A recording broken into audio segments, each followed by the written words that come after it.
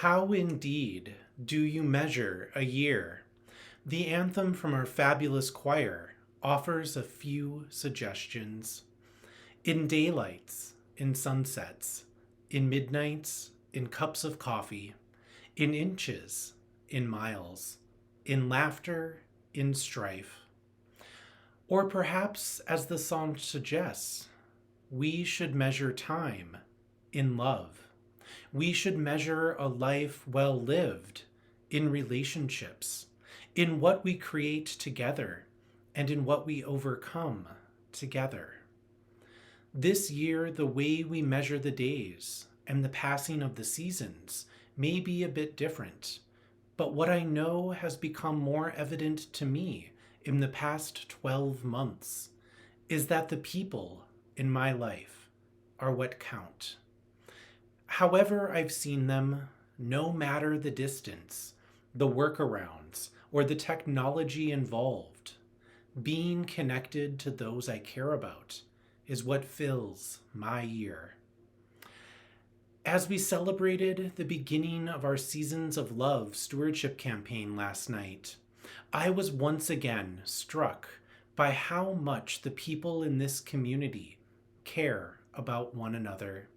We often get caught up in the practical needs of our congregation, the physical maintenance needs, the financial needs, day-to-day items that need to happen to keep things running. And those are very important. Without them, so much else remains impossible. And the emotional connections of our community are what hold people together to tend to those necessities over the long haul. The financial, the social, and the creative generosities of our members all are powered by the care we have for the people at the center of our budgets and buildings. As I listen to the testimonials we have been sharing each week, people came here to be in relationship with others who would accept them, be a welcoming place to raise their children, and to form friendships. This year, this season in our lives, is not without great challenge. What I have witnessed in our Sunday morning services, our various committee meetings, and in pastoral conversations is that having this community now has saved lives. In the small ways we show up and show we care, and in the big ways we show up and show we care, in the ways we are here week to week and month to month, some wander for decades and find their way back to us when they need us most. Some are raised here and wind their way back to our door. And even those who are here for a short time are transformed by us. There have also been seasons of challenge in the past. We've had years of deep financial challenge, years when water threatened our physical home, years when conflict made gathering harder. I want to share a story from my colleague, the Reverend Jane Zepka, when she was at the Reading, Massachusetts UU congregation. In the 1930s, of course, times were tough. At that time, our church members were accustomed to pledging 25 cents a week, 50 cents, or $1. During the 1929-30 church year, all of the church members fulfilled their pledges of $13, $26, or $52.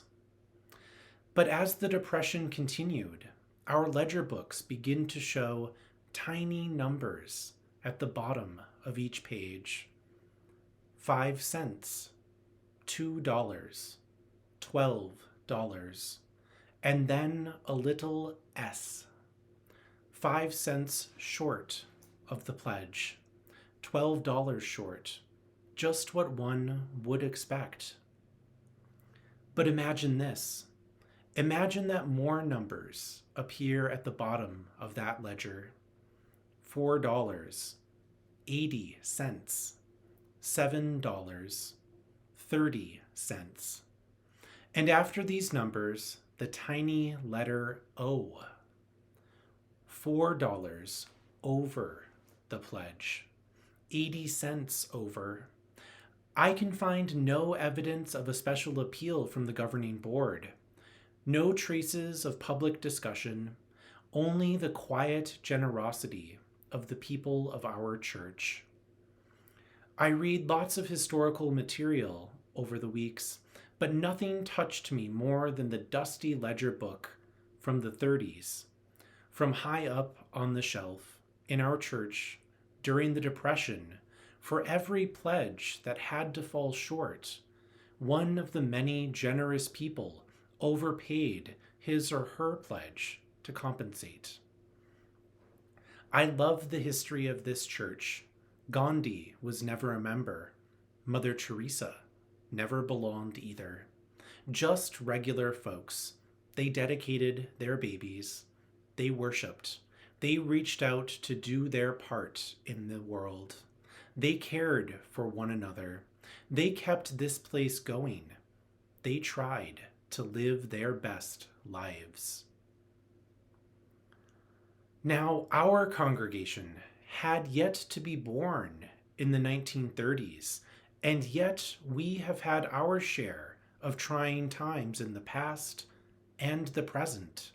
Times where it seemed, or perhaps seems, that the world is off kilter enough to call into question much of what we hold dear and most true.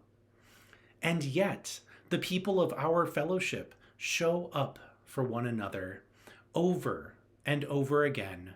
Regular folks, just like in the congregation in the 1930s.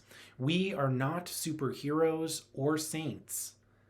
Yet we do some pretty spectacular things together.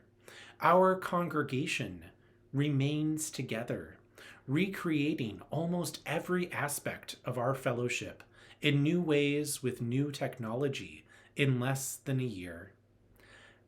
As a new need arises, we've met it with new ideas and a whole lot of grace when the plan needs to change yet again. We have new members joining us. We have new babies being dedicated. We have new programs being created. And we have kept many of our traditions intact too, even as we've had to find new ways to share them with one another. I believe that we have it in us to do some amazing things together in the future. After this season of challenge, what might a season of possibility look like? We will be able to gather together in our building again, and we will have made friendships with congregations and with Unitarian Universalists around our region and across our country.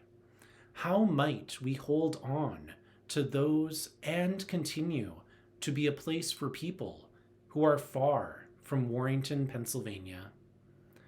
Almost 3 years ago, on Sunday, May 6th, 2018, I led a worship service at BuxMont, which was the end of a week-long candidating process with the fellowship. The sermon was entitled, "To Be Called," and I reflected on the nature of vocation, on having a calling in the world. At the beginning of candidating week, I asked BuxMonters to answer some questions about what they and what the congregation were called to do in this world.